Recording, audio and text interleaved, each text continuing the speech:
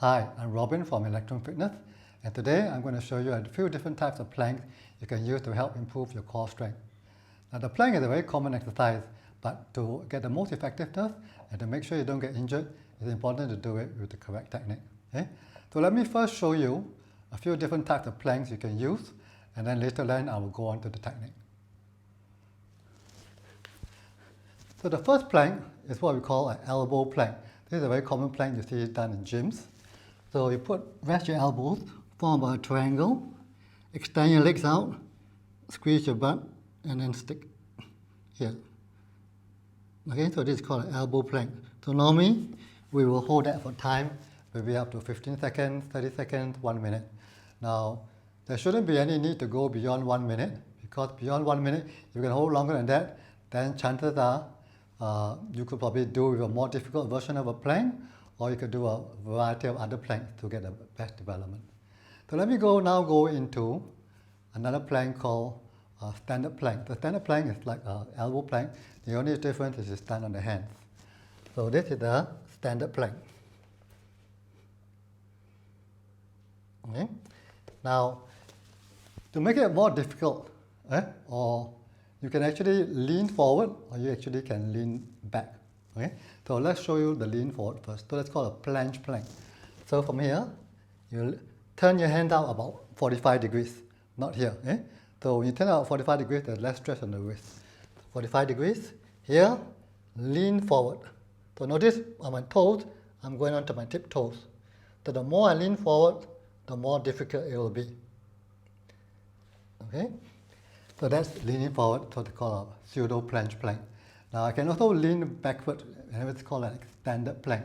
The extended plank is done also with your hands like a plank, and then you walk backwards. You notice you are moving backwards relative to your hands, and your arms are more extended outwards here. So this is called an extended plank. So again, the further you walk out, the more difficult it is. Now, although this may look challenging, it's up to you to go as far forward as you think you can handle, or as far backward as you think you can handle. For example, when I do a planche plank, I could, from here, this is zero position, I just go forward 1 mm. As you get better, 2 mm, 3 mm, and forward and forward. Same thing when you go backwards. Maybe I start here, neutral. I go backward a little bit. Okay, a bit more difficult. Then a bit more backwards. A bit more backwards. Okay, so this is about the limit you can do, then stay there. Then once you get better, go further back. Okay, so all these exercises and planks can be scaled according to your level of difficulty that you want, and to make it progressively more difficult so that you get actually stronger and stronger core. So these are the forward, downward facing planks. Now we also have side planks. So the side planks are done from here. I put one hand here, and then put my legs here, and then I squeeze. Now some people put the hands here. I prefer to put my hands here to stretch, so I have an extra stretcher, and I squeeze my glutes to lift up. So notice I'm not trying to be on a straight line. I'm trying to lift up slightly here. And similarly, I can do it on the other side. So I have the right side plank, the left side plank. Here. Okay? So now on to the next plank. So the next plank is not really a plank, but it's what we call a Superman hold. So a Superman hold is like a plank without hands and legs. So we can lie down with your chest on the floor, and then from here, lift up the hands and legs here. So it's like a plank without hands or legs on the ground. Now, if you find that difficult, you can always just lift the hands or just lift the legs. For example, you could do it this way. Just lift the hands, my legs are on the ground. Or rest my head on my hand and just lift the legs. Then as you get better, lift one hand, and then finally you lift both hands and legs. Okay? So these are good for developing the other side of the muscles. Now the other plank you can do is what we call hollow body hold. It's not technically not a plank, but it's like the inverse of this with the legs not touching the ground. So from here, we lie down on the floor.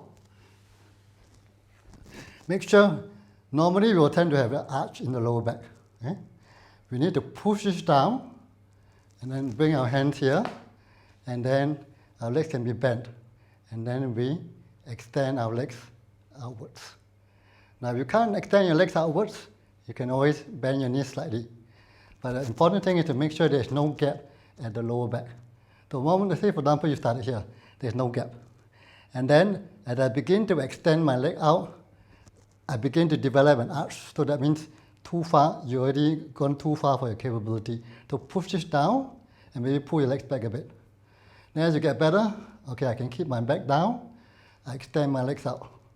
Okay, I can still keep my back down. I go here, okay, begin to arch. Okay, no mind, I'm still haven't arched, but this begin, but push it down.